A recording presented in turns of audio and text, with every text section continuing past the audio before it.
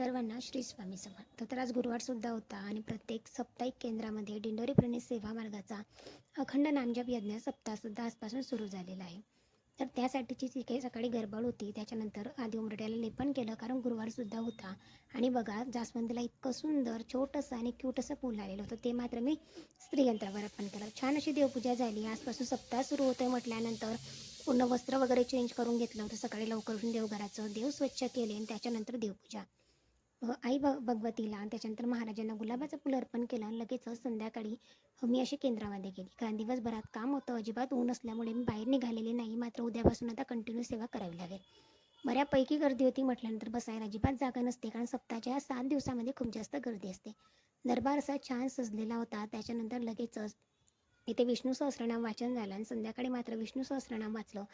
आणि हा हॉल आहे आणि प्लस बाहेरसुद्धा अजून बऱ्यापैकी सेवेकरी गुरुचरित्राला बसलेले होते.